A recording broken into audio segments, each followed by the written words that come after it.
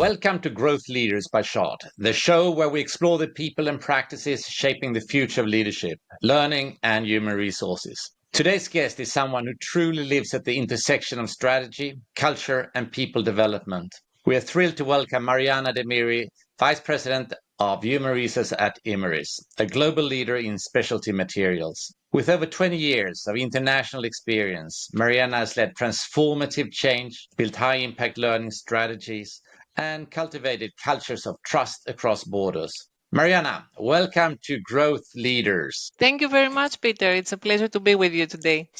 Great. And I'm going to give some more background before we jump into that. So you're based in Greece, Athens, and Yes. you work globally.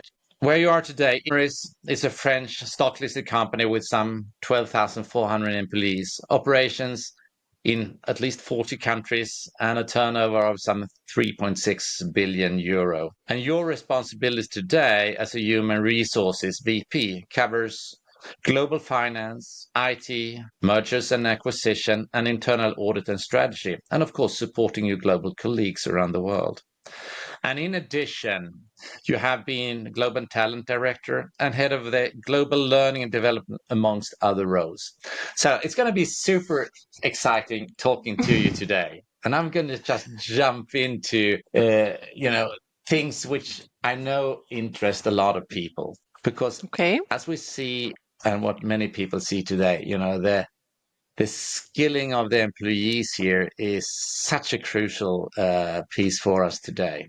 And my first, how do you see your leadership approach to training and development has evolved over the last 5 to 10 years? What are your reflections upon that? Well, I can say it definitely has changed and evolved since the last 20, 25 years when I started my career. And I remember we were, writing the training forms and applications, and people had to sign, and the managers had to approve. So, of course, things have evolved a lot since then.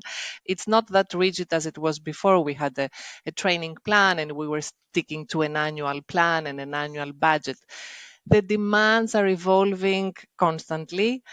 People needs are evolving, organization needs are evolving. So the approach to training and development is, I think, a bit more fluid. However, the philosophy remains the same for me. It is learning and development is employee driven, it's self driven, it needs to be manager supported, and it needs to be company enabled. So I am responsible as an individual first and utmost for my own development.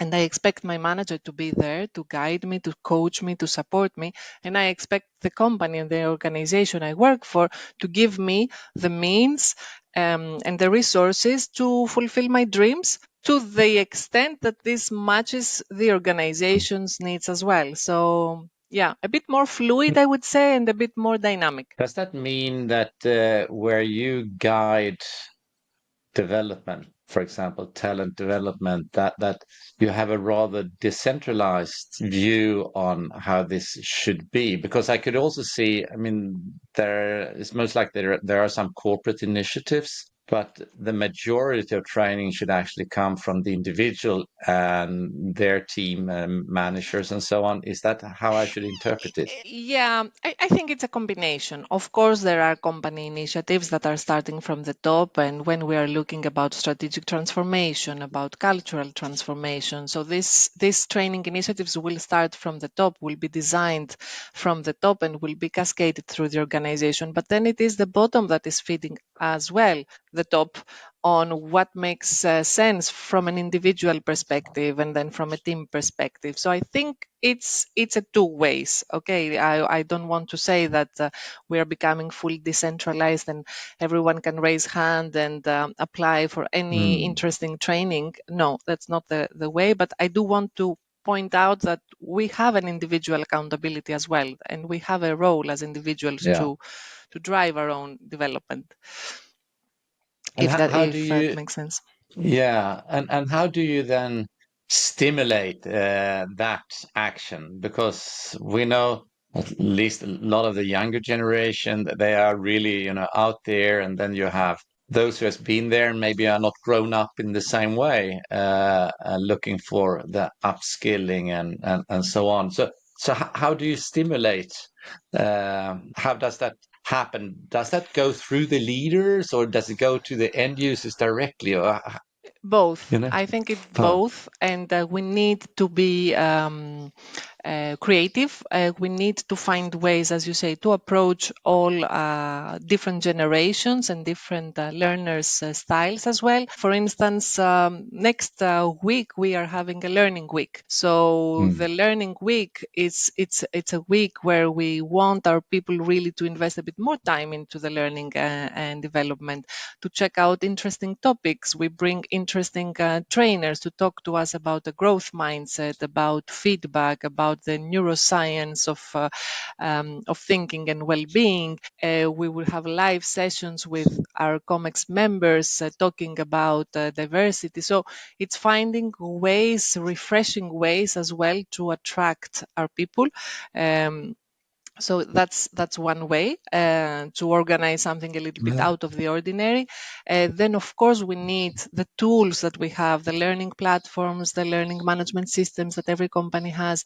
They need to be rich, they need to be interesting, they need to talk to the different needs of the people, and have content that is relevant, that is dynamic and fresh. And then it's the managers as well role, that we as managers, we need to be close to our people. We need to stimulate their curiosity to learn, and how do we do that? Is really by working closely with them and coaching them of what more needs they can do to really thrive in an Mm. organization. We see, and we are working very much with what we call collaborative learning.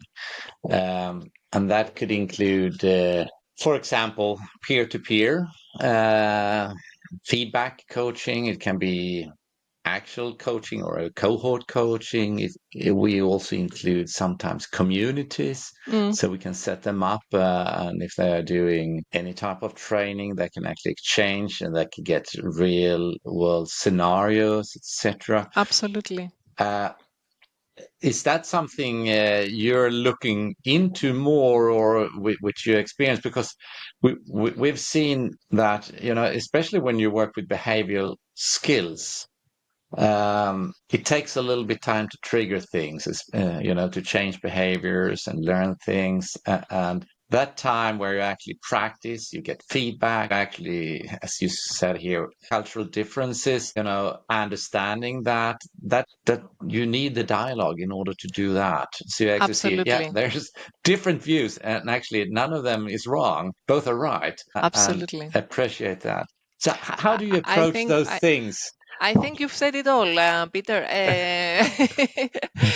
I could not state it in a better way. Yes, we do practice a lot the peer-to-peer coaching in our leadership Great. programs. We are not assigning. Yes, we are bonding people to work in groups, and throughout this leadership development journey that they have for 10 months, where of course they have some very inspiring and insightful training, formal trainings with trainers and facilitators. But then we really recommend to them, and we motivate them to work in groups, to work with peers, because I do believe we learn a lot from each other, Mm. and we learn more continuously through each other. We all know that you can visit the fantastic campus of a nice business school for 3 days and get all these amazing concepts from the most amazing professors, and that's great. But it's not enough, because life Mm. continues, and next week you will be back to your office, and you will be back with your own patterns, back with your own blind spots. So by making these a more continuous learning, I think we have more chances of making people see Mm. themselves and their behaviors differently, change their aspects. So yes, we're doing that. We're also launching our COE. For Talent is launching now another pilot for feedback skills, really peer coaching driven, so with very minimum content provided by an external trainer. So I believe that yes, we need to look more and more Mm. into this kind of Because collaborative learning, as you say. because then you also get into another aspect. As we know, there's there is a need out there, and that's actually one of my questions coming up. Do you know about the spending per employee on training? Do you have that in your head? No, we're not tracking that exactly, No. and I think training budgets are a little bit dispersed throughout the organization. But what we would like is that every single employee, for at least throughout the year, at least has some hours of training and development. Mm. And we do that by really encouraging them through learning weeks. That we want to make sure that everybody in the organization every year will have a couple of hours that they think about diversity, they think about our code of conduct, they think about important aspects for the organization, sustainability and topics like that. So yeah, it's a Yeah. bit dispersed. I love the way going, with learning weeks. So as of today, what are the most urgent training needs you see across not necessarily Imerys, but the corporate landscape? Um, Well, it's it's a difficult it's not an easy question, but definitely the first that I need to say, which I feel it's becoming urgent, is the awareness of our people of what artificial intelligence means. We need to make sure that our people understand what it is, what artificial intelligence can do to help them. So as much as we can, and according to the organizations, of course, industry and maturity, we need to adapt mm, it earlier than later. But then I would say the fundamentals of leadership for me are all-time classics. It's if it's urgent or not. When we are talking about people management, when we are mm, talking about having managers really living the role as a coach, mentoring, coaching, giving feedback, having difficult discussions, developing their people, motivating the teams. So we need to constantly be close to our people, and I think it's so people management skills is yeah, an and all-time. does people in your organization also work from home Yeah, partially, at least at certain levels? absolutely. No, I think, Yeah, not I think, for most of the levels working in the office, we do have hybrid working yeah. models. Of course, they depend from country to country according to what's the local practice there. Mm, But yes, we do believe in it. We see it working, of course, within a framework where our people are coming to the organization because we want the glue to be in the office, at the mm, physical interactions, at the coffee machines, at the restaurants. We want our people to be at the office to connect. yeah. One And I think one that of the makes this. yeah, Yeah, no, and go ahead. Well, one of the I think the skills that which I'm not sure how easy it is to train or to close the gap, but it is about this agility that we need our mm, people, and maybe I'm using the word we need a lot, but let's say it's agility in this fast moving environment is so critical. So somehow our people need not to be afraid of the change. They need to feel reassured that the company is here, is growing with them, and not be afraid of failing either. and, a failure, one or two, it's a growth path also, as long as you try to understand what went wrong there. But I think, yeah, what you're into here also is so critical, when it comes to the manager's role and becoming a leader and a manager, especially when we work remote. Because what happens, I mean, we are 100% remote company all the time. It is that you have to have a more intense contact with your employees. You have to be able to ask those maybe difficult questions to understand, because you have to try to understand also the private side a little bit with Hmm. the work side, because they are so interwoven in the performance, and have an understanding when things are a little bit bad, so you can Yeah, support that. and let's face it, it's not easy, right? When you have No, it's not easy. when you have Mm, a remote manager who is managing a team of 10 people in 5 different countries, Yes. having your weekly one-to-ones and your team weekly meetings, and that's all fine. But how do you get these non-verbal signs, maybe of behavior, of lack of commitment, where you see that something is not really there, but you don't really know how to tackle it? So yes, it is difficult. The role of a Yeah. remote management is very difficult. And that's where I think those, as you talked about with the fundamentals, they are so critical, having those early on in your leadership career, independent if you're a project leader or team leader, or grow up into other roles here. So, what about you then? You need to be at least having the future glass in front of you. You know, how do you get your insights? Where do you dig to, make sure you are at least, being able to say, okay, this is happening a little bit, and this is type of training we need to Mhm. trial or Well, AI. It's all those things. I think like everybody else, I read a lot. I'm open. I'm curious. I'm approached weekly by many providers for training, for coaching, for solutions.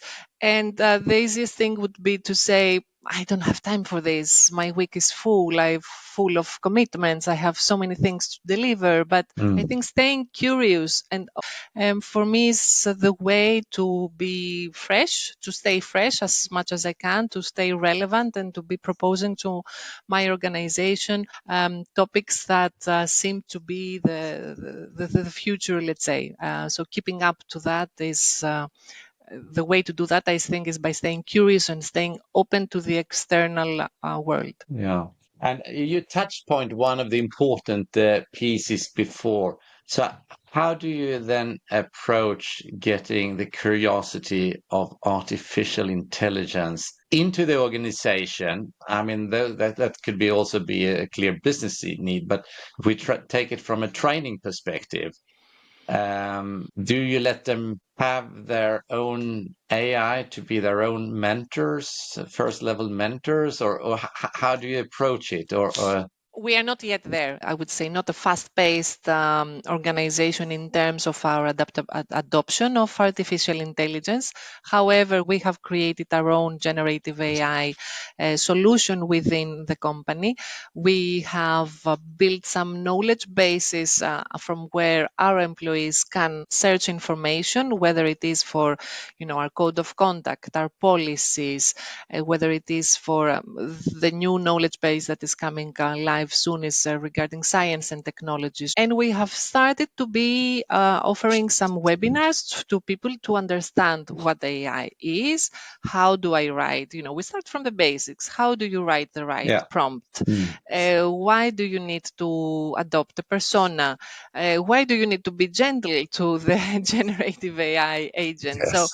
we start from the basics, which I think is important, and try it out. And I think we Mm. take small, stable steps. As an HR now organization, we have a dedicated working team who is going to be looking at artificial intelligence specifically for HR to with the purpose of having a 3-year roadmap and identifying some quick wins that we can, as you say, take the benefits of artificial intelligence and ignite some excitement and curiosity to our groups.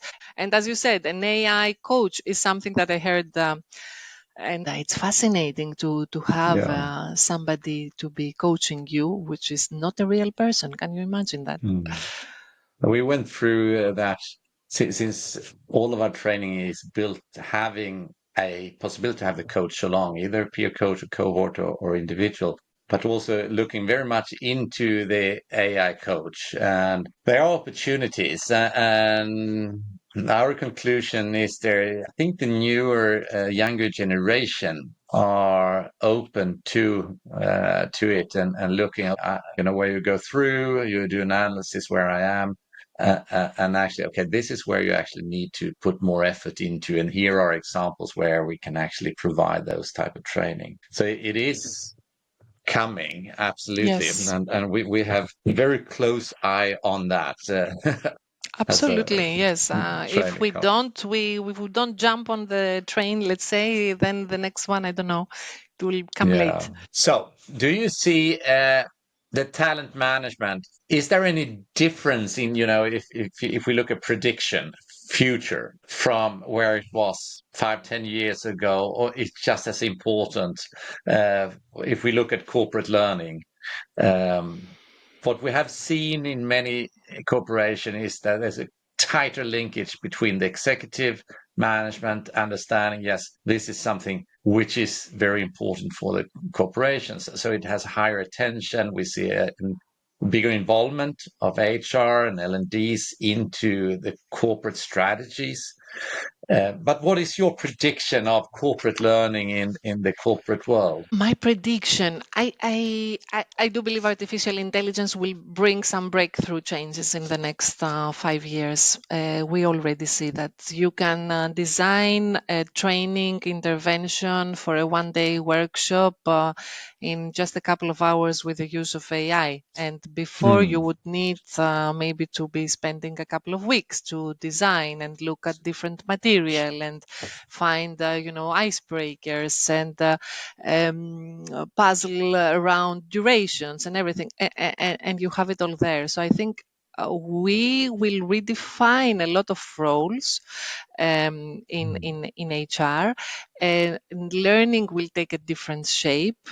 I- the training needs as well of the people will be more automatically coming from systems, from platforms that will be recommending very individualized learning paths, having the input of the person's skills, of the person's performance assessment in the systems, of the potential assessment. So I think we're going to see a lot of changes in the way we do corporate learning in the future.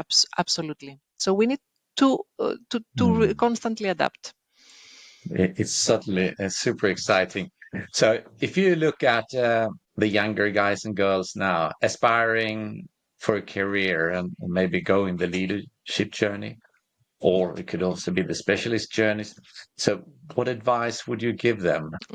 That's a great question. Curiosity, number one. Stay Hmm. curious. Don't be afraid of changing roles, stepping out of your comfort zone, maybe from the specialization that you studied, from the masters that you did. Maybe you had a certain vision, and after a couple of years, you see this is not maybe the right path. So don't be afraid to change a path. Um, Hmm. get close to people who have knowledge, who have experience, learn from them. Sometimes we see the younger generations are a little bit maybe over self-confident than what we were when we were starting our career. So they believe they know everything and they can do everything, and they are a bit impatient. So I would advise them, yes, be impatient, but with a pace. Hmm. You cannot expect to jump 3 levels in 3 years, and probably it would be a bit risky as well. So take the time, learn from others who have experience, get close to them, and yeah, stay curious. I think it's important. Great. So, I'm gonna ask you some fire questions now and Okay. then. Are you Yes. ready? I hope. Okay. So, what's the most underdeveloped soft skills in today's workforce? Emotional intelligence, maybe. You know what? We get frequently requests for doing the emotional intelligence training for the executive teams, which sometimes surprises me. Yeah, But it is really opening up things not about only about themselves, but actually about others too, absolutely. which enrichen the dialogues a lot. Great answer. What is one thing most people misunderstand about human resources at the leadership level? That we are not a support function, just a support function. We are a critical business partner. We are business leaders who are dedicated to people, and we are here to help shape the strategy. Yeah, that's good. And then a book, TED Talk, or other resource every HR leader should check out. I would say the book of Marshall Goldsmith, What Got You Here, What Won't Get You There. I think it's a constant reminder of continuous learning, continuous improvement, and not settling to our successes, and always look for the better. Right. Do you want us to promote any initiative, program, or upcoming event? Or, you say, well, that is super exciting. I don't know. I would just have one sentence for all of us, whether we are in HR or in the business worlds. It's daring with caring, daring while caring. So it's, I think we need to dare to get out of our comfort zones, but also caring for people, for our people, and for ourselves, for first and foremost. Beautiful. Thank you so much, Marianna, for this insightful talk with you. Thank you very much as well, Peter. It was a pleasure. Have a good day. It is. Thank you.